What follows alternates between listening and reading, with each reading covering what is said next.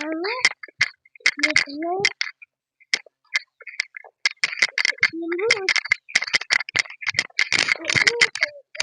ยมีเน็บใช่ไหม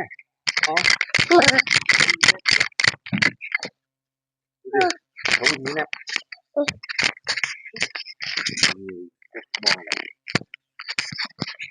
ยิบนึกอ่ะดีดีเนี่ย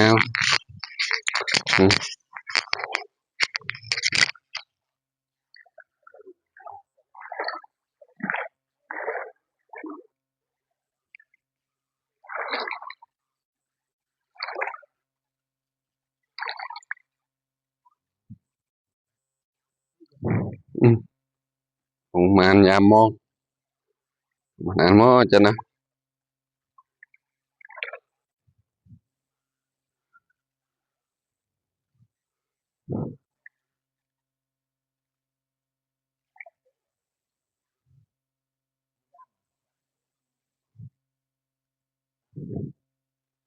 นะ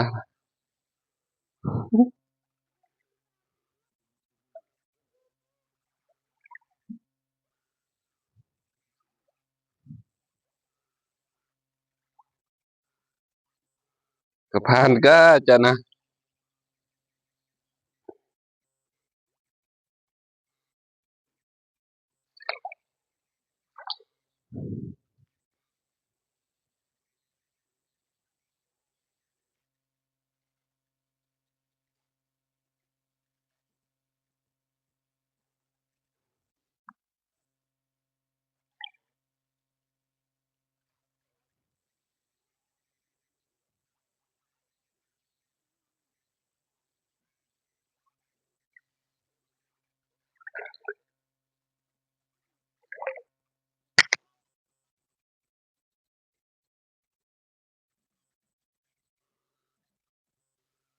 โอ้ยนี่โตหนึ่ง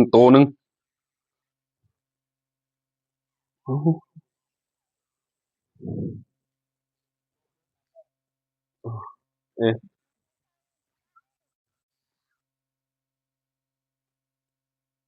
บ่ตัวหนึ่งบัดนี้เอ๊ะ2 ตัวอุ้ย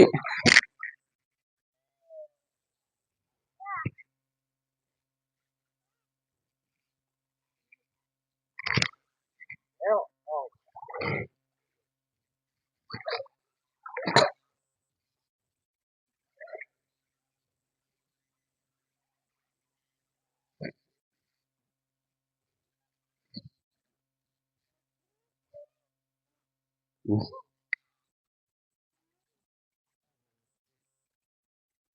นึ่งอืม3 ตัว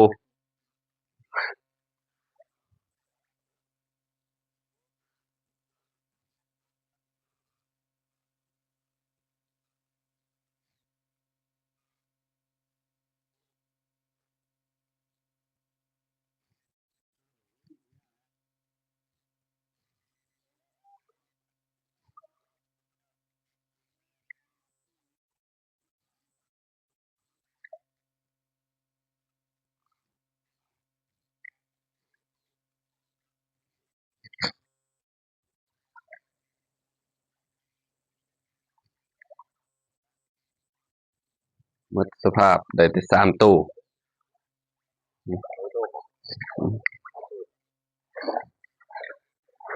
อันนี้ปลากินซ้ำ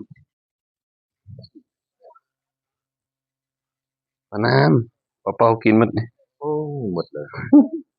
แต่หัวมัน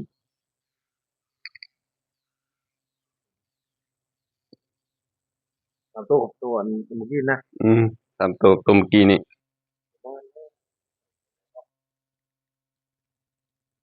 อ้าวตัวเน็บเด็ดหมดเออยัด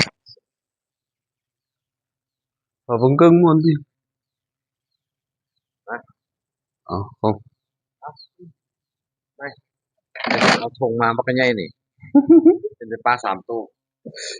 อ่องก็ไป เก็บตัวอ่อง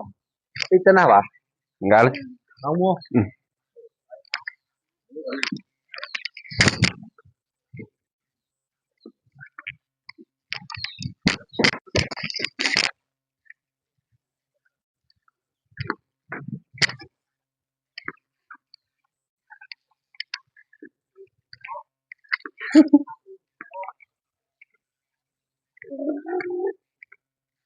ค่อยจับติ